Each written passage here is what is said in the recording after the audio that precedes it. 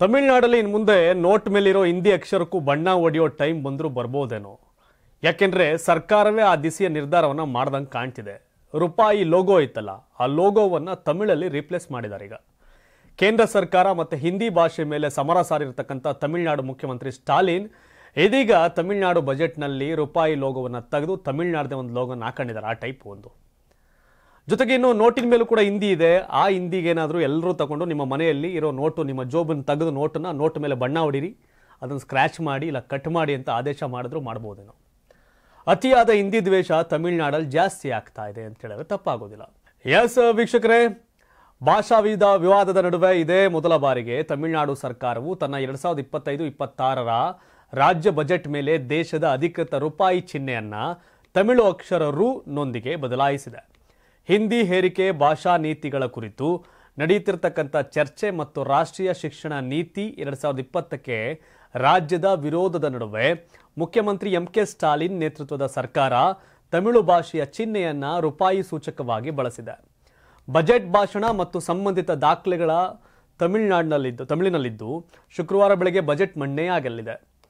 ತಮಿಳುನಾಡು ಸರ್ಕಾರ ಕಳೆದ ವರ್ಷ ಬಜೆಟ್ ಪ್ರತಿಯಲ್ಲಿ ರೂಪಾಯಿ ಚಿಹ್ನೆಯನ್ನೇ ಬಳಸಿತ್ತು. ಆದರೆ ತಮಿಳು ಭಾಷೆಯ ಚಿಹ್ನೆಯನ್ನು ರೂಪಾಯಿ ಸೂಚಕವಾಗಿ ಈಗ ಬಳಸಿದೆ. ಆದಾಗ್ಯೂ ಬಜೆಟ್ನಲ್ಲಿ ಇಂಗ್ಲಿಷ್ನ ಆವೃತ್ತಿಯಲ್ಲಿ ಅಂಕಿ ಅಂಶಗಳನ್ನು ಉಲ್ಲೇಖಿಸುವಾಗ 200 ರು ಚಿಹ್ನೆ ಏನಿದೆಯಲ್ಲ ಅದನ್ನೇ ಬಳಸಿದ್ದಾರೆ.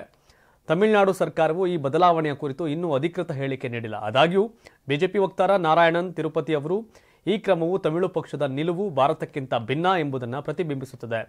ರೂಪಾಯಿ ಚಿಹ್ನೆಯನ್ನು ರಾಷ್ಟ್ರೀಯ ಲಾಂಛನವಾಗಿ ನ್ಯಾಷನಲ್ ಲೆವೆಲ್ ಅದನ್ನು ಬಳಸ್ತಾ ಇದ್ದಾರೆ. ಮಧ್ಯೆ ಡಿಎಂಕೆ ನಾಯಕ ಸರವಣನ್ ಅಣ್ಣಾದೊರೈ ಅವರು ಇದರಲ್ಲಿ ಕಾನೂನು ಬಾಹಿರ ಏನೂ ಇಲ್ಲ, ಇದು ಕೇಂದ್ರದೊಂದಿಗೆ ಘರ್ಷಣೆ ಅಲ್ಲ, ನಾವು ತಮಿಳಿಗೆ ಆದ್ಯತೆ ನೀಡುತ್ತಿದ್ದೇವೆ, ಅದಕ್ಕಾಗಿಯೇ ಸರ್ಕಾರ ಇದನ್ನು ಮುಂದುವರಿಸಿದೆ ಅಂತ ತಿಳಿಸಿದ್ದಾರೆ. ವಿವಾದದ ಬಗ್ಗೆ ಪ್ರತಿಕ್ರಿಯೆ ಕೊಟ್ಟಿದ್ದಾರೆ ತಮಿಳುನಾಡು ಬಿಜೆಪಿ ಅಧ್ಯಕ್ಷ ಅಣ್ಣಾಮಲೈ. ಈ ಕ್ರಮವನ್ನು ಖಂಡಿಸಿ ಎಕ್ಸ್ನಲ್ಲಿ ಪೋಸ್ಟ್ ಮಾಡಿದ್ದು, 2025-26ರ ಡಿಎಂಕೆ ಸರ್ಕಾರದ ರಾಜ್ಯ ಬಜೆಟ್ ಮೇಲೆ ತಮಿಳಿಗನೊಬ್ಬ ವಿನ್ಯಾಸಗೊಳಿಸಿದ ರೂಪಾಯಿ ಚಿಹ್ನೆಯನ್ನು ಬಳಸಲಾಗಿದೆ. ರೂಪಾಯಿ ಲೋಗೋವನ್ನು ಇಡೀ ಭಾರತ ಅಳವಡಿಸಿಕೊಂಡಿದೆ ಮತ್ತು ನಮ್ಮ ಕರೆನ್ಸಿಯಲ್ಲಿ ಅದನ್ನು ಸೇರಿಸಲಾಗಿದೆ. ಈ ಚಿಹ್ನೆಯನ್ನು ವಿನ್ಯಾಸಗೊಳಿಸಿದ ತಿರು ಉದಯ್ ಕುಮಾರ್ ಮಾಜಿ ಡಿಎಂಕೆ ಶಾಸಕರ ಮಗ ಅಂತ ಹೇಳಿದ್ದಾರೆ. ಬಿಜೆಪಿ ಬಂದ ಮೇಲೆ ಹಿಂದಿ ಬಂದಿಲ್ಲ, ನರೇಂದ್ರ ಮೋದಿ ಹುಟ್ಟಿದ ಮೇಲೆ ಹಿಂದಿ ಬಂದಿಲ್ಲ. ಭಾಷೆಯನ್ನು ವಿರೋಧಿಸುವ ಬರ. ಸ್ಟಾಲಿನ್ ಪಕ್ಕ ನಿಂತ್ಕೊಳ್ಳುವಂಥ ಕಾಂಗ್ರೆಸ್ನ ನಾಯಕ ರಾಹುಲ್ ಗಾಂಧಿ ಹಿಂದಿಲಿ ಮಾತಾಡ್ತಾರಪ್ಪ. ಉತ್ತರ ಭಾರತೀಯರು ನಮ್ಮನ್ನು ಆಳ್ವಿಕೆ ಮಾಡೋಕ್ಕಾಗಲ್ಲ ಅಂತ ಭಾಷಣ ಮಾಡ್ತಾರೆ ಗಂಟ್ಲರ್ಕಂಡು ಸ್ಟಾಲಿನ್. ಅದ್ಯಾರ ಪಕ್ಕ? ಸೋನಿಯಾ ಗಾಂಧಿ, ರಾಹುಲ್ ಗಾಂಧಿ ಪಕ್ಕ ನಿಂತ್ಕೊಂಡು. ಹಿಂದಿ ಭಾಷಿಕರ ಪಾರ್ಟಿಗ ಬಿಜೆಪಿ ಹಿಂದಿ ಭಾಷಿಕರ ಪಾರ್ಟಿ, ಕಾಂಗ್ರೆಸ್ ಹಿಂದಿ ಭಾಷಿಕರ ಪಾರ್ಟಿ. ಮೈತ್ರಿ ಮಾತ್ರ ಅವ್ರ ಜೊತೆ ಅಂತೆ. ವ್ಯವಹಾರ ಕುದುರಿಸೋದು ಹಿಂದಿ ಪಾರ್ಟಿಯವ್ರ ಜೊತೆ. ಅಧಿಕಾರದಲ್ಲಿದ್ದಾಗ ಹಿಂದಿ ಭಾಷೆ ವಿರೋಧಿ ಭಾಷಣ ಮಾಡೋದು. ಕನಿಷ್ಠ 4 ಆಣಿ ಜ್ಞಾನಗಳಿದ್ರೆ ಉದ್ದೇಶ, ವಿರೋಧ ಮಾಡುವ ಉದ್ದೇಶ ಓಕೆ. ಭಾರತದ ಒಂದು ಭಾಷೆ ಹಿಂದಿ, ಇಂಗ್ಲೀಷ್ ಯಾವುದು? ಚೀನಾದಲ್ಲಿ ಇಂಗ್ಲೀಷ್ ಆದ್ಯತೆ ಇದೆಯಾ? ಜಪಾನಲ್ಲಿ ಇಂಗ್ಲೀಷ್ ಆದ್ಯತೆ ಇದೆಯಾ? ರಷ್ಯಾದಲ್ಲಿ ಇಂಗ್ಲೀಷ್ಗೆ ಆದ್ಯತೆ ಇದೆಯಾ? ಅಂದರೆ ಆ ರಾಷ್ಟ್ರಗಳಲ್ಲಿ ವ್ಯಾವಹಾರಿಕ ಭಾಷೆ ಆಗಿದೆಯಾ ಅದು? ಚೀನಾದಲ್ಲಿ, ರಷ್ಯಾದಲ್ಲಿ, ಜಪಾನಲ್ಲಿ. ಭಾರತದ ಒಂದು ಭಾಗದ ಭಾಷೆ ಹಿಂದಿಯನ್ನು ವಿರೋಧ ಮಾಡ್ತಿದ್ದಾರೋ, ನಮ್ಗೆ ಸೆಂಟ್ರಲಲ್ಲಿ ಏನು ಕಿಸಿಯೋಕ್ಕಾಗ್ತಿಲ್ಲ ಅಂತ ಮಾಡ್ತಿದ್ದಾರೋ ಅರ್ಥ ಆಗ್ತಿಲ್ಲ. ಯಾವ ಕಾರಣಕ್ಕೆ ಅಂತಂದರೆ ಕಾಂಗ್ರೆಸ್ ಜೊತೆ ಮೈತ್ರಿ ಬೇಕು.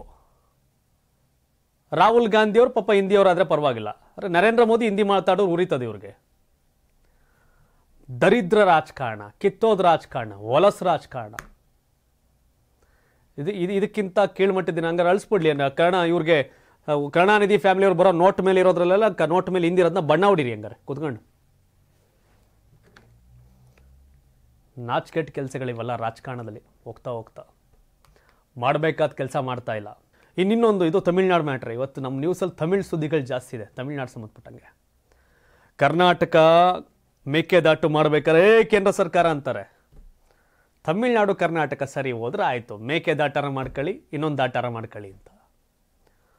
ಕ್ಷೇತ್ರ ಮರುವಿಂಗಡಣೆ ಕೇಂದ್ರ ಸರ್ಕಾರದ ವಿರುದ್ಧ ಹೋರಾಟ ಮಾಡೋಕ್ಕೆ ತಮಿಳ್ನಾಡಲ್ಲಿ ಮೀಟಿಂಗ್ ಮಾಡೋಕ್ಕೆ ತಮಿಳ್ನಾಡು ಗೌರ್ಮೆಂಟ್ ಅವ್ರು ಬಂದವರೆ ಕರೆಯೋಕ್ಕೆ. ಕರ್ನಾಟಕ ಸಪೋರ್ಟ್ ಮಾಡಿದೆ ಈಗ ಅದಕ್ಕೆ.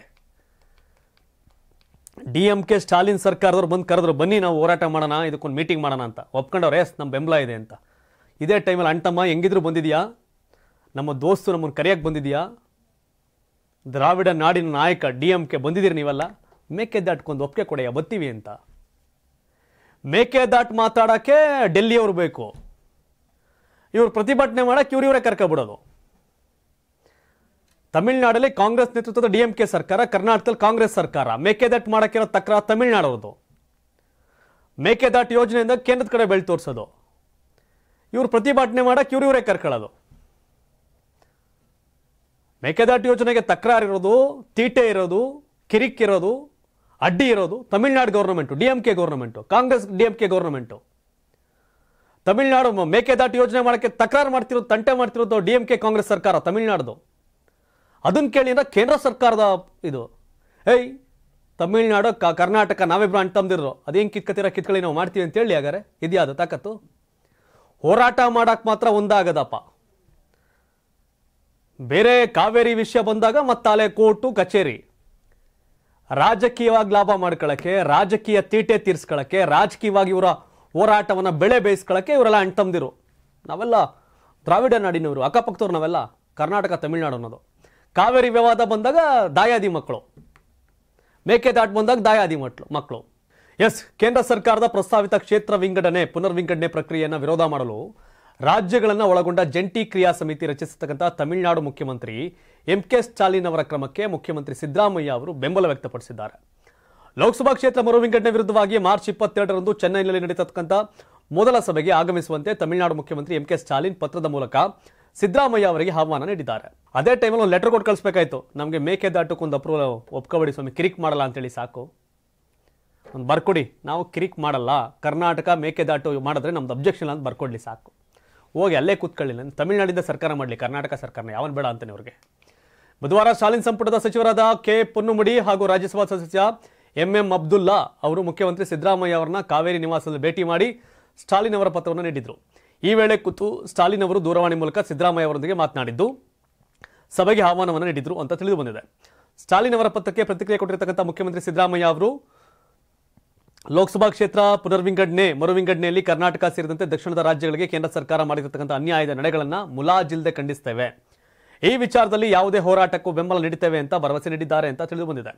ಸ್ಟಾಲಿನ್ ಅವರ ಆಹ್ವಾನ ಕುರಿತು ಸಾಮಾಜಿಕ ಜಾಲತಾಣ ಎಕ್ಸ್ನಲ್ಲಿ ಪೋಸ್ಟ್ ಮಾಡಿರತಕ್ಕಂಥ ಸಿದ್ದರಾಮಯ್ಯ ಅವರು ತಮಿಳುನಾಡಿನ ಅರಣ್ಯ ಸಚಿವರಾದ ಡಾಕ್ಟರ್ ಕೆ ಪೊನ್ನುಮಡಿ ಮತ್ತು ರಾಜ್ಯಸಭಾ ಸದಸ್ಯರಾದ ಮೊಹಮ್ಮದ್ ಅಬ್ದುಲ್ಲಾ ಇಸ್ಮಾಯಿಲ್ ಅವರು ಇಂದು ನನ್ನನ್ನು ಭೇಟಿಯಾಗಿ ಕೇಂದ್ರ ಸರ್ಕಾರದ ಪ್ರಜಾಪ್ರಭುತ್ವ ವಿರೋಧಿ ಮತ್ತು ದಕ್ಷಿಣ ರಾಜ್ಯಗಳ ವಿರೋಧಿ ನಿಲುವನ್ನು ವಿರೋಧಿಸಿ ನಡೀತಿರ್ತಕ್ಕಂಥ ಪ್ರತಿಭಟನೆ ಕುರಿತು ಚರ್ಚಿಸಿದರು. ಸಚಿವರ ನಿಯೋಗದ ಭೇಟಿಗೂ ಮೊದಲು ತಮಿಳುನಾಡು ಮುಖ್ಯಮಂತ್ರಿ ಸ್ಟಾಲಿನ್ ಅವರ ಜೊತೆ ದೂರವಾಣಿ ಮೂಲಕ ಮಾತನಾಡಿ ಹೋರಾಟದ ಬಗ್ಗೆ ಚರ್ಚಿಸಿದೆ. ದಕ್ಷಿಣ ರಾಜ್ಯಗಳ ಪ್ರತಿರೋಧಕ್ಕೆ ನನ್ನ ಬೆಂಬಲ ಸದಾ ಇರಲಿದೆ. ರಾಜ್ಯಗಳ ಹಿತಾಸಕ್ತಿಗೆ ವಿರುದ್ಧವಾದ ಪ್ರಜಾಪ್ರಭುತ್ವವನ್ನು ದುರ್ಬಲಗೊಳಿಸುವ ಸಂವಿಧಾನದ ಒಕ್ಕೂಟ ತತ್ವಕ್ಕೆ ವಿರುದ್ಧವಾದ ಕೇಂದ್ರ ಸರ್ಕಾರದ ಎಲ್ಲಾ ನಡೆಗಳನ್ನು ನಾವು ಮುಲಾಜಿಲ್ಲದೆ ಖಂಡಿಸ್ತೇವೆ. ಈ ವಿಚಾರದಲ್ಲಿ ತಮಿಳುನಾಡಿನಂತೆ ಕರ್ನಾಟಕ ಕೂಡ ಸಮಾನ ಅಭಿಪ್ರಾಯ ಹೊಂದಿದೆ ಅಂತ ಹೇಳಿದ್ದಾರೆ. ಬಲ್ಲ ಮೂಲಗಳ ಪ್ರಕಾರ ಚೆನ್ನೈನಲ್ಲಿ ನಡೆಯುವಂಥ ಸಭೆಯಲ್ಲಿ ಭಾಗವಹಿಸಲು ಸಿದ್ದರಾಮಯ್ಯ ಅವರು ಕರ್ನಾಟಕದ ಕಾಂಗ್ರೆಸ್ ನಾಯಕರೊಬ್ಬರನ್ನ ನಿಯೋಜಿಸುವ ಸಾಧ್ಯತೆ ಇದೆ ಅಂತ ತಿಳಿದು ಬಂದಿದೆ. ಸ್ಟಾಲಿನ್ ಪತ್ರದಲ್ಲಿ ಏನಿದೆ? ಕೇಂದ್ರ ಕ್ಷೇತ್ರ ಪುನರ್ವಿಂಗಡಣೆ ಮಾನದಂಡಗಳು ರಾಷ್ಟ್ರೀಯ ಕರ್ತವ್ಯಗಳನ್ನು ಪೂರೈಸಿದ ರಾಜ್ಯಗಳಿಗೆ ಶಿಕ್ಷೆ ಹಾಕುವ ನಿಟ್ಟಿನಲ್ಲಿ ಜನಸಂಖ್ಯೆ ನಿಯಂತ್ರಣ ಮಾಡಿರತಕ್ಕಂಥ ರಾಜ್ಯಗಳಿಗೆ ಇದರಿಂದ ದೊಡ್ಡ ಅನ್ಯಾಯ ಆಗಲಿದೆ. ಹೀಗಿದ್ದು ರಾಜ್ಯಗಳ ಕಳವಳಗಳನ್ನು ಪರಿಹರಿಸಲು ಕೇಂದ್ರ ಸರ್ಕಾರ ಸ್ಪಷ್ಟತೆ ಅಥವಾ ಯಾವುದೇ ನಿರ್ದಿಷ್ಟ ಬದ್ಧತೆಯನ್ನ ಪ್ರದರ್ಶನ ಮಾಡ್ತಾ ಇಲ್ಲ. ಹೀಗಾಗಿ ಜಂಟಿ ಕ್ರಿಯಾ ಸಮಿತಿ ರೂಪಿಸಿದ್ದು ಕೇಂದ್ರದ ಧೋರಣೆಯಿಂದ ಅನ್ಯಾಯಕ್ಕೆ ತುತ್ತಾಗಿರ್ತಕ್ಕಂಥ ದಕ್ಷಿಣ ರಾಜ್ಯಗಳಾದ ತಮಿಳುನಾಡು, ಕೇರಳ, ಆಂಧ್ರಪ್ರದೇಶ, ತೆಲಂಗಾಣ ಹಾಗೂ ಕರ್ನಾಟಕ, ಪೂರ್ವ ಭಾರತದಿಂದ ಪಶ್ಚಿಮ ಬಂಗಾಳ, ಒಡಿಶಾ, ಉತ್ತರದಿಂದ ಪಂಜಾಬ್ ರಾಜ್ಯಗಳು ಸೇರಿ ನಿಮ್ಮ ಪಕ್ಷದಿಂದ ಒಬ್ಬ ಹಿರಿಯ ಪ್ರತಿನಿಧಿಯನ್ನ JACಗೆ ನೇಮಿಸಿ ನಮ್ಮ ಒಗ್ಗಟ್ಟಿಗೆ ಸಹಕಾರ ನೀಡಬೇಕು. ಅಲ್ಲದೆ ಚೆನ್ನೈನಲ್ಲಿ ಮಾರ್ಚ್ 22ರಂದು ಮೊದಲ ಸಭೆ ನಡೆಯಲಿದ್ದು ಈ ವೇಳೆ ಭಾಗವಹಿಸಿ ಜನರ ಭವಿಷ್ಯವನ್ನ ಕಾಪಾಡಲು ಒಗ್ಗಟ್ಟಾಗಿ ನಿಲ್ಲೋಣ ಅಂತ ಸಿದ್ದರಾಮಯ್ಯ ಅವರಿಗೆ ಸ್ಟಾಲಿನ್ ಮನವಿ ಮಾಡಿದ್ದಾರೆ. ರಾಜಕಾರಣದಲ್ಲಿ ದಮ್ಮು ತಾಕತ್ತು ಅಂತೇನಾರ ಇದ್ರೆ ಕರ್ನಾಟಕದ ರಾಜಕಾರಣಿಗಳಿಗೆ ಇದೇ ಟೈಮಲ್ಲಿ ತಗೋಬೇಕು. ಸ್ಟಾಲಿನ್ ಅಣ್ಣ ಏನೋ ಕರೀತಾ ಇದೆಯಾ? Very good. ನಮ್ಮ ಒಂದಷ್ಟು ಮನವಿ ಅವೆ. ಇನ್ನು ಕೇಂದ್ರ ಸರ್ಕಾರ ಕಟ್ಕೊಂಡು ಏನು ಮಾಡೋಣ? ನಾವೇ ತಾನೇ ದಕ್ಷಿಣ ಭಾರತವನ್ನು ಉದ್ಧಾರ ಮಾಡಬೇಕು ಅಂತ ಗುತ್ತಿಗೆ ತಗೊಂಡಿರೋದು. ಕಾವೇರಿ ನದಿ ಕಿರಿಕ್ ಮಾಡಲ್ಲ ಅಂತ ಒಂದು ಸೈನ್ ಹಾಕು, ಮೇಕೆದಾಟು ಮಾಡಕ್ಕೆ ಕಿರಿಕ್ ಮಾಡಲ್ಲ ಅಂತ ಒಂದು ಸೈನ್ ಹಾಕ್ಗುರು. ನಾವು ನೀವು ಚೆನ್ನಾಗಿರೋಣ. ಇನ್ನು ಮೇಕೆದಾಟು ಮಾಡ್ಬಿಟ್ಟೆ ನೀರನ್ನ ಉತ್ತರ ಭಾರತಕ್ಕೆ ತಗೊಂಡು ಹೋಗ್ತಾರೆ. ಅದಕ್ಕೆ ಯಾಕೆ ಬರೋದು ಹಂಗಾರೆ ಸ್ಟಾಲಿನ್ದು? ಕಾವೇರಿ ವಿಷಯದಲ್ಲಿ ಕಿರಿಕ್ ಮಾಡಿ ಕರ್ನಾಟಕದ ವಿರುದ್ಧ ಯಾವಾಗಲೂ ಕೆಂಡ ಕಾರುವಂತ, ರಕ್ತ ಕಾರುವಂತ, ಕನ್ನಡಿಗರನ್ನ ದ್ವೇಷ ಮಾಡುವಂತ ತಮಿಳುನಾಡಿಗೆ ಆಗ ಫ್ರೆಂಡ್ಶಿಪ್ ಅನ್ನಲ್ಲ, ಈಗ ಮಾತ್ರ ಫ್ರೆಂಡ್ಶಿಪ್ಪು. ಇದು ಕೆಟ್ಟ ರಾಜಕಾರಣ ಇದೆ ಅಂತ ಹೇಳೋದು. ಇದ್ರೆ ಎಲ್ಲದರಲ್ಲೂ ಒಗ್ಗಟ್ಟಾಗಿರ್ಬೇಕು, ಇಲ್ಲಾಂದ್ರೆ ಎಲ್ಲದರಲ್ಲೂ ಕಿತ್ತಾಡಬೇಕು. ಕರ್ನಾಟಕಕ್ಕೆ ಅತಿ ಹೆಚ್ಚು ತೊಂದರೆ ಕೊಡುವಂಥ ರಾಜ್ಯ ಅಕ್ಕಪಕ್ಕದಲ್ಲಿ ಅಂದರೆ ಅದು ತಮಿಳುನಾಡು. ಇವ್ರು ನಮ್ಮನ್ನ ಸಪೋರ್ಟ್ ತಗೋಬೇಕಾದ್ರೆ ನಮ್ಮವ್ರು ಕೇಳಬೇಕು, ಅಣ್ಣ ಫಸ್ಟು ನಮ್ಮ ತಂಟೆ ತಕ್ರಾರು ನಾವು ಡಿಸೈಡ್ ಮಾಡ್ಕೊಳ್ಳೋಣ, ಆಮೇಲೆ ಉತ್ತರ ದಕ್ಷಿಣ ಭಾರತ ಆಟ ನೋಡೋಣ ಅಂತ. ಇವ್ರು ರಾಜಕೀಯ ಬೆಳೆ ಬೇಯಿಸ್ಕೊಳ್ಳೋಕ್ಕೆ ಮತ್ತೊಂದೇನೋ ಮಾಡೋಕ್ಕೆ ಮಾತ್ರ ಇದನ್ನು ಭಾಷೆ, ಭಾರತ, ಉತ್ತರ, ದಕ್ಷಿಣ ಅಂತ ಮಾಡ್ಕೋತಾರೆ. ಇವರು ಯೋಗ್ಯತೆಗೆ ಅಂತ ಸಿಟ್ಟು ಬರುತ್ತೆ, ಜನ ಬೈತಾರೆ ಇದನ್ನು. ಚೆನ್ನೈನಲ್ಲಿ ಮತ್ತೊಂದು ಮೂರನೇದು ಚೆನ್ನೈ ಸುದ್ದಿ. ಇಬ್ಬರು ಪುತ್ರರೊಂದಿಗೆ ವೈದ್ಯ ಮತ್ತು ವಕೀಲೆ ಆತ್ಮಹತ್ಯೆ ಮಾಡಿಕೊಂಡಂಥ ದುರಂತ ಘಟನೆ ನಡೆದಿದೆ. ಚೆನ್ನೈನ ಅಣ್ಣಾನಗರದಲ್ಲಿರ್ತಕ್ಕಂಥ ಮನೆಯೊಂದರಲ್ಲಿ ವೈದ್ಯರ ಕುಟುಂಬವೊಂದು ಶವವಾಗಿ ಪತ್ತೆಯಾಗಿದೆ. ವೈದ್ಯ, ಅವರ ಪತ್ನಿ ಮತ್ತು ಇಬ್ಬರು ಪುತ್ರರು ಸಾವನ್ನಪ್ಪಿದ್ದಾರೆ. ಬಾಲಮುರುಗನ್ ಸೊನಾಲಜಿಸ್ಟ್, ಅವರ ವಕೀಲೆ ಪತ್ನಿ ಸುಮತಿ ಮತ್ತು ಅವರ ಪುತ್ರರಾದ ನೀಟ್ ಆಕಾಂಕ್ಷಿ ಜಸ್ವಂತ್ ಕುಮಾರ್ ಮತ್ತು 11ನೇ ತರಗತಿ ವಿದ್ಯಾರ್ಥಿ ಲಿಂಗೇಶ್ ಕುಮಾರ್ ಎರಡೂ ಕೊಠಡಿಗಳಲ್ಲಿ ನೇಣು ಬಿಗಿದ ಸ್ಥಿತಿಯಲ್ಲಿ ಪತ್ತೆಯಾಗಿದ್ದಾರೆ. ಆರ್ಥಿಕ ಸಮಸ್ಯೆಯಿಂದ ಆತ್ಮಹತ್ಯೆ ಮಾಡಿಕೊಂಡಿರಬಹುದು ಅಂತ ಪೊಲೀಸರು ಶಂಕಿಸಿದ್ದಾರೆ. ನಗರದಲ್ಲಿ ಹಲವಾರು ಅಲ್ಟ್ರಾಸೌಂಡ್ ಕೇಂದ್ರಗಳನ್ನು ನಡೆಸುತ್ತಿದ್ದ ಡಾಕ್ಟರ್ ಮಾಲಮುರುಗನ್ ಅವರು ಭಾರಿ ಸಾಲ ಮಾಡಿಕೊಂಡಿದ್ರು ಎನ್ನಲಾಗ್ತಾ ಇದೆ. ಇಂದು ಬೆಳಗ್ಗೆ ವೈದ್ಯರ ಡ್ರೈವರ್ ಮನೆಗೆ ಬಂದಾಗ ಯಾರೂ ಪ್ರತಿಕ್ರಿಯಿಸದಿದ್ದಾಗ ಅನುಮಾನ ಮೂಡಿದೆ. ಯಾರೂ ಬಾಗಿಲು ತೆರೆಯದ ಕಾರಣ ಅವರು ಪೊಲೀಸರ ಮೊರೆ ಹೋಗಿದ್ದು, ಬಾಲಮುರುಗನ್ 52 ವರ್ಷ, ಪತ್ನಿ ಸುಮತಿ 47 ವರ್ಷ ಮತ್ತು ಅವರ ಪುತ್ರರಾದ ಶವಗಳು ಪತ್ತೆಯಾಗಿವೆ. ಅವರು ಆತ್ಮಹತ್ಯೆ ಮಾಡಿಕೊಂಡಿದ್ದಾರೆ ಎಂದು ನಾವು ಶಂಕಿಸುತ್ತೇವೆ. ಅವರು ಅಪಾರ ಪ್ರಮಾಣದಲ್ಲಿ ಸಾಲ ಮಾಡಿಕೊಂಡಿದ್ರು, ನಾವು ತನಿಖೆ ನಡೆಸುತ್ತೇವೆ. ಇದುವರೆಗೆ ಯಾರಿಂದಲೂ ಔಪಚಾರಿಕ ದೂರು ಬಂದಿಲ್ಲ ಅಂತ ಪೊಲೀಸ್ ಅಧಿಕಾರಿಯೊಬ್ಬರು ತಿಳಿಸಿದ್ದಾರೆ. ಕುಟುಂಬವು ಯಾವುದೇ ಡೆತ್ ನೋಟ್ ಬಿಟ್ಟು ಹೋಗಿಲ್ಲ ಅಥವಾ ಸಾಲಗಾರರಿಂದ ಯಾವುದೇ ಒತ್ತಡಕ್ಕೆ ಒಳಗಾಗಿದ್ರೆ ಎಂಬುದು ಇನ್ನೂ ಸ್ಪಷ್ಟವಾಗಿಲ್ಲ ಅಂತ ಪೊಲೀಸರು ತಿಳಿಸಿದ್ದಾರೆ. ಸಾಲ ಮಾಡಿ ಆದರೂ ತುಪ್ಪ ತಿನ್ನುವಂತಿದೆ, ಸಾಲ ಮಾಡಿ ಆದರೂ ಒಳ್ಳೆ ವ್ಯವಹಾರ ಮಾಡುವಂತಿದೆ. ಸಾಲ ಮಾಡಿ ಅತಿಯಾಗಿ ವ್ಯವಹಾರ ಕೈ ಹಾಕಿದ್ರೆ ದುರಂತ ಅಂತ್ಯಗಳು. ತಮಿಳುನಾಡಲ್ಲಿ ಇನ್ನೊಬ್ಬ ಶ್ರೇಷ್ಠ ವ್ಯಕ್ತಿ ಇದ್ದಾರೆ, ಡಾಕ್ಟರ್ ವೇಲುಮಣಿ ಅಂತ, ಥೈರೋಕೇರ್ ಓನರ್. ಸಾಲ ಮಾಡಲೇಬಾರ್ದು, ಸಾಲ ಇಲ್ಲದೆ ಸಂಸ್ಥೆ ಹೇಗೆ ಕಟ್ಟಬೇಕು ಅನ್ನೋದಕ್ಕೆ ಬೆಸ್ಟ್ ಎಕ್ಸಾಂಪಲ್ ಡಾಕ್ಟರ್ ವೇಲುಮಣಿ. ಥೈರೋಕೇರ್ ಸಂಸ್ಥೆಯ ಮಾಲೀಕರಾಗಿದ್ದರು. 5,000 ಕೋಟಿಗೆ ಆ ಸಂಸ್ಥೆನ ಮಾರ್ತಾರೆ. ಅಟ್ಲೀಸ್ಟ್ ಅಂಥವ್ರು ಯಾರೋ ಇವ್ರಿಗೆ ಆದರ್ಶ ಆಗಬೇಕಾಗಿತ್ತು. ಪೋಷಕರ ಆರೈಕೆ ಮಾಡದಿದ್ರೆ ಆಸ್ತಿಯಲ್ಲಿ ಪಾಲು ಇಲ್ಲ. ಒಳ್ಳೆ ವಿಚಾರ. ಅಪ್ತಿರ್ನ ಅಮ್ದಿರ್ನ ಅನಾಥಾಶ್ರಮಕ್ಕೆ ಹಾಕಿ ಅವ್ರು ಮಾಡಿದಂಥ ಆಸ್ತಿಯಲ್ಲಿ ಎಂಜಾಯ್ ಮಾಡಿ, ಶೋಕಿ ಮಾಡಿ, ತೀಟೆ ತೀರಿಸ್ಕೊಂಡು ಜೀವನ ಮುಗಿಸೋ ಎಷ್ಟೋ ಜನರಿಗೆ ಇದೊಂದು ರೀತಿ ಪಾಠ ಅನಿಸುತ್ತೆ.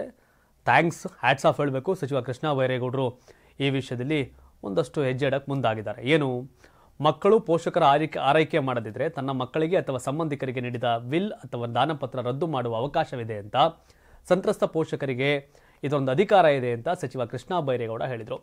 ವಿಧಾನ ಪರಿಷತ್ನಲ್ಲಿ ಕಾಂಗ್ರೆಸ್ನ ಬಲ್ಕಿಸ್ ಬಾನು ಅವರ ಪ್ರಶ್ನೆಗೆ ಉತ್ತರ ಕೊಟ್ಟಂತ ಅವರು, ಕೇಂದ್ರ ಸರ್ಕಾರ 2007ರಲ್ಲಿ ಜಾರಿಗೆ ತಂದಿರತಕ್ಕಂಥ ಪೋಷಕರು ಮತ್ತು ಹಿರಿಯ ನಾಗರಿಕರ ನಿರ್ವಹಣೆ ಮತ್ತು ಕಲ್ಯಾಣ ಕಾಯ್ದೆಯಲ್ಲಿ ಈ ಅಂಶವಿದೆ, ಆದರೆ ಈ ಬಗ್ಗೆ ಹಲವರಿಗೆ ಮಾಹಿತಿ ಇಲ್ಲ ಅಂತ ಹೇಳಿದರು. ಇದಕ್ಕೆ ಉತ್ತರಿಸಿದ ಸಚಿವರು, ಈ ಕಾಯ್ದೆ ಪ್ರಕಾರ ಮಕ್ಕಳು ಅಥವಾ ಸಂಬಂಧಿಕರು ಹಿರಿಯ ನಾಗರಿಕರನ್ನು ಆರೈಕೆ ಮಾಡಬೇಕು. ಔಷಧ ಸೇರಿದಂತೆ ಅವರ ತಿಂಗಳ ಖರ್ಚಿಗೆ ಹಣ ನೀಡಬೇಕು. ಒಂದು ವೇಳೆ ಹಣ ನೀಡದಿದ್ರೆ ಅಥವಾ ಆರೈಕೆ ಮಾಡಲು ನಿರ್ಲಕ್ಷ್ಯ ಮಾಡಿದ್ರೆ ಹಿರಿಯ ನಾಗರಿಕರು ಕಾಯ್ದೆಯ ಸೆಕ್ಷನ್ 9ರ ಅಡಿಯಲ್ಲಿ ಸಂಬಂಧಪಟ್ಟ ಅಧಿಕಾರಿಗಳಿಗೆ ದೂರು ಸಲ್ಲಿಸಬಹುದು. ಅಂತೆಯೇ ತಂದೆ ತಾಯಿಯಿಂದ ಆಸ್ತಿ ಪಡೆದು ಅವರ ಆರೈಕೆ ಮಾಡದಿದ್ರೆ ಸೆಕ್ಷನ್ 23ರಂತೆ ತಮ್ಮ ಮಕ್ಕಳ ಅಥವಾ ಸಂಬಂಧಿಕರ ಹೆಸರಿನಲ್ಲಿ ಬರೆದಿರತಕ್ಕಂಥ ವಿಲ್ ಅಥವಾ ದಾನಪತ್ರವನ್ನು ರದ್ದುಗೊಳಿಸಿ ಮತ್ತೆ ಪೋಷಕರ ಹೆಸರಿಗೆ ಮರುಸ್ಥಾಪಿಸಲು ಈ ಕಾಯ್ದೆಯಲ್ಲಿ ಅವಕಾಶ ಇದೆ. ಈ ಜವಾಬ್ದಾರಿಯನ್ನು ಉಪವಿಭಾಗಾಧಿಕಾರಿಗಳಿಗೆ ನೀಡಲಾಗಿದೆ ಅಂತ ಸಚಿವರು ಹೇಳಿದರು. ಒಳ್ಳೆಯದು. ಯಾರ್ಯಾರ ಅಪ್ಪ ಅಮ್ಮದಿರ ಆಸ್ತಿ ತಗೊಂಡು, ಪೋಷಕರ ಆಸ್ತಿ ತಗೊಂಡು, ಪೇರೆಂಟ್ಸ್ ಆಸ್ತಿ ತಗೊಂಡು ಮೆರೀತಾವರಲ್ಲ, ಶೋಕಿ ಮಾಡ್ಕೊಂಡು ನೋಡ್ಕೊಳ್ಳದೆ ಅವ್ರದ್ದೆಲ್ಲ ಒಂದು ಕಿತ್ತು ವಾಪಸ್ ಅವ್ರು ಕೊಡಬೇಕು. ವಾಟ್ ನೆಕ್ಸ್ಟ್, ಅವ್ರು ತೀರ್ಕೊಂಡ ಮೇಲೆ ಅಂತ ಒಂದು ಅಲ್ಲಿರಬೇಕಲ್ಲಿ. ಅವ್ರು ಅದಕ್ಕೂ ಮೊದಲೇ ಯಾವುದೋ ಅನಾಥಾಶ್ರಮಕ್ಕೆ ಬರೆದು ಹೋಗೋದು ಒಳ್ಳೆಯದು. ಪುಂಡ್ ಪೋಖ್ರಿ, ಮಕ್ಕಳು ನೋಡ್ಕೊಳ್ದಿರೋ, ತಂದೆ ತಾಯಿ ನೋಡ್ಕೊಳ್ದಿರ್ತಕ್ಕಂಥ ಮಕ್ಕಳಿಗೆ ಇದು ಕಟ್ಟುನಿಟ್ಟಲ್ಲಿ ಜಾರಿ ಮಾಡಬೇಕು. ಇದನ್ನು ಲಾಂಚ್ ಪ್ಯಾಡ್ನಲ್ಲಿ ಸಮಸ್ಯೆ. ನಾಸಾದಲ್ಲಿ ಸಿಲುಕಿ ಹಾಕಿಕೊಂಡಿರ್ತಕ್ಕಂಥ ಗಗನಯಾತ್ರಿಗಳನ್ನು ಹಿಂತಿರುಗಿಸುವಂಥ ಸ್ಪೇಸ್ ಎಕ್ಸ್ ಹಾರಾಟ ವಿಳಂಬ ಆಗ್ತಾ ಇದೆ. ನಾಸಾದಲ್ಲಿ ಸಿಲುಕಿಕೊಂಡಿರ್ತಕ್ಕಂಥ 2 ಗಗನಯಾತ್ರಿಗಳನ್ನು ಭೂಮಿಗೆ ಕಳುಹಿಸಲು ಅಂತಾರಾಷ್ಟ್ರೀಯ ಬಾಹ್ಯಾಕಾಶ ನಿಲ್ದಾಣಕ್ಕೆ ಹಾರಬೇಕಿದ್ದ ಸ್ಪೇಸ್ ಎಕ್ಸ್ ಉಡಾವಣಾ ಪ್ಯಾಡ್ ಸಮಸ್ಯೆಯಿಂದಾಗಿ ಹಾರಾಟ ವಿಳಂಬವಾಗಿದೆ. ಬಾಹ್ಯಾಕಾಶ ಕಕ್ಷೆಯಲ್ಲಿ ಕಳೆದ 9 ತಿಂಗಳಿಂದ ಸಿಲುಕಿಕೊಂಡಿರ್ತಕ್ಕಂಥ ಸುನಿತಾ ವಿಲಿಯಮ್ಸ್ ಮತ್ತು ಬುಚ್ ವಿಲ್ಮೋರ್ ಅವರು ಭೂಮಿಗೆ ಮರಳಬೇಕಾದ್ರೆ ಅಂತಾರಾಷ್ಟ್ರೀಯ ಬಾಹ್ಯಾಕಾಶ ನಿಲ್ದಾಣಕ್ಕೆ ಹೊಸ ಗಗನಯಾತ್ರಿಗಳು ಹೋಗಬೇಕಾಗಿದೆ. ನಾಸಾದ ಕೆನಡಿ ಬಾಹ್ಯಾಕಾಶ ಕೇಂದ್ರದಿಂದ ಫಾಲ್ಕನ್ ರಾಕೆಟ್ನ ಯೋಜಿತ ಉಡಾವಣೆ ನಿನ್ನೆ ಸಂಜೆ ನಿಗದಿಯಾಗಿತ್ತು. ಆದರೆ ಅದಕ್ಕೆ 4 ಗಂಟೆ ಮೊದಲು ನಿರ್ಣಾಯಕ ಹೈಡ್ರಾಲಿಕ್ ವ್ಯವಸ್ಥೆಯ ಸಮಸ್ಯೆ ಉಂಟಾಯಿತು. ಉಡಾವಣೆಗೆ ಕೌಂಟೌನ್ ಶುರುವಾಗುತ್ತಿದ್ದಂತೆ ಇಂಜಿನಿಯರ್ಗಳು ರಾಕೆಟ್ ಅನ್ನು ಅದರ ಬೆಂಬಲ ರಚನೆಗೆ ಜೋಡಿಸುವ 2 ಕೈಗಳನ್ನು ಒಂದನ್ನು ಬಿಡುಗಡೆ ಮಾಡಲು ಬಳಸುವ ಹೈಡ್ರಾಲಿಕ್ಗಳನ್ನು ಮೌಲ್ಯಮಾಪನ ಮಾಡಿದರು. ಈ ರಚನೆಯ ಉಡಾವಣೆಗೆ ಮೊದಲು ಬಲಕ್ಕೆ ಓರೆಯಾಗಬೇಕಾಗುತ್ತದೆ. ಅದಾಗಲೇ ತಮ್ಮ ಕೋಶಕಕ್ಕೆ ನಿಗದಿಯಾಗಿದ್ದ 4 ಗಗನಯಾತ್ರಿಗಳು ಇಂಜಿನಿಯರ್ಗಳು ಅಂತಿಮ ನಿರ್ಧಾರಕ್ಕಾಗಿ ಕಾಯುತ್ತಿದ್ದರು. ಹಾರಾಟ ಕೌಂಟೌನ್ಗೆ 1 ಗಂಟೆಗಿಂತ ಕಡಿಮೆ ಸಮಯ ಉಳಿದಿದ್ದಾಗ ಕೆಳಗೆ ಬಂದಿತ್ತು. ಸ್ಪೇಸ್ ಎಕ್ಸ್ ದಿನದ ಮಟ್ಟಿಗೆ ರದ್ದುಗೊಂಡಿತ್ತು. ಹೊಸ ಉಡಾವಣಾ ದಿನಾಂಕವನ್ನು ತಕ್ಷಣ ಘೋಷಿಸಲಿಲ್ಲ. ಆದರೆ ಮುಂದಿನ ಪ್ರಯತ್ನ ಇಂದು ಗುರುವಾರ ರಾತ್ರಿಯ ಮೊದಲ ಆಗಬಹುದು ಅಂತ ಹೇಳಿದ್ದಾರೆ. ಬಾಹ್ಯಾಕಾಶ ನಿಲ್ದಾಣಕ್ಕೆ ಬಂದ ನಂತರ ಜೂನ್ನಿಂದ ಅಲ್ಲೇ ಇರುವ ವಿಲ್ಮೋರ್ ಮತ್ತು ವಿಲಿಯಮ್ಸ್ ಅವರನ್ನು ಅಮೆರಿಕ, ಜಪಾನ್, ರಷ್ಯಾದ ಸಿಬ್ಬಂದಿ ಬದಲಾಯಿಸಲಿದ್ದಾರೆ. ಬೋಯಿಂಗ್ನ ಹೊಸ ಸ್ಟಾರ್ ಲೈನರ್ ಕ್ಯಾಪ್ಸೂಲ್ ಸಾಗಾಣಿಕೆಯಲ್ಲಿ ಪ್ರಮುಖ ವೈಫಲ್ಯಗಳನ್ನು ಎದುರಿಸಿದ ನಂತರ ಈ ಇಬ್ಬರು ಪರೀಕ್ಷಾ ಪೈಲಟ್ಗಳು ದೀರ್ಘಾವಧಿಯ ವಾಸ್ತವ್ಯಕ್ಕಾಗಿ ಬಾಹ್ಯಾಕಾಶ ನಿಲ್ದಾಣಕ್ಕೆ ಸ್ಥಳಾಂತರಗೊಳ್ಳಬೇಕಾಯಿತು. ಸ್ಟಾರ್ ಲೈನರ್ನ ಚೊಚ್ಚಲ ಸಿಬ್ಬಂದಿ ಹಾರಾಟವು ಕೇವಲ 1 ವಾರದಲ್ಲಿ ಮುಗಿಯಬೇಕಿತ್ತು. ಆದರೆ ಕ್ಯಾಪ್ಸೂಲ್ ಅನ್ನು ಖಾಲಿಯಾಗಿ ಹಿಂತಿರುಗಿಸಲು ಆದೇಶಿಸಿ ಬುಚ್ ವಿಲ್ಮೋರ್ ಮತ್ತು ಸುನಿತಾ ವಿಲಿಯಮ್ಸ್ ಅವರನ್ನ ಹಿಂತಿರುಗುವ ಹಂತಕ್ಕೆ ಸ್ಪೇಸ್ ಎಕ್ಸ್ಗೆ ವರ್ಗಾಯಿಸಿತು. ನಂತರ ನಮ್ಮ ಮತ್ತೊಂದು ಜನ್ರೇಷನ್ನು ಈ ವೈಜ್ಞಾನಿಕ ವಿಸ್ಮಯಗಳು ಮತ್ತು ಈ ಪ್ರಯೋಗಗಳು ನಮ್ಮಲ್ಲಿ ಆಗ್ತಾ ಇರುತ್ತೆ. ಸೊ ಎಷ್ಟೇ ತಿಕ್ಲ ನಿರ್ಧಾರಗಳನ್ನು ತೆಗೆದುಕೊಂಡ್ರು ಎಲಾನ್ ಮಸ್ಕ್ ಈ ಸ್ಪೇಸ್ ಎಕ್ಸ್ ಏನಿದೆಯಲ್ಲ ಅವ್ರ ಲೆಕ್ಕಾಚಾರವೇ ಅವ್ರದ್ದೇ. ಆಗ ಹ್ಯಾಟ್ಸ್ ಆಫ್ ಹೇಳಬೇಕು. ಟ್ರಂಪ್ ಹೇಳಿದ್ರೆ ಅವ್ರನ್ನ ಕರ್ಕೊಬರ್ಬೇಕು ನೀವು ಅಂತ. ಸೊ ಹಾಗಾಗಿ ಸ್ಪೇಸ್ ಎಕ್ಸ್ ಪ್ರಯತ್ನ ಮತ್ತು ವಾಪಸ್ಸು ಸುನಿತಾ ವಿಲಿಯಮ್ಸ್ ಬುಚ್ ವಿಲ್ಮೋರ್ ಬರಲಿ ಅಂತ ಪ್ರಾರ್ಥನೆ ಮಾಡ್ತಾ ಇವತ್ತಿನ ಸುದ್ದಿಯನ್ನು ಮುಗಿಸುವಂಥ ಸಮಯ. ಧನ್ಯವಾದ. ಇದು ಕರ್ನಾಟಕ ಟಿವಿ, ಕನ್ನಡಿಗರ ಧ್ವನಿ.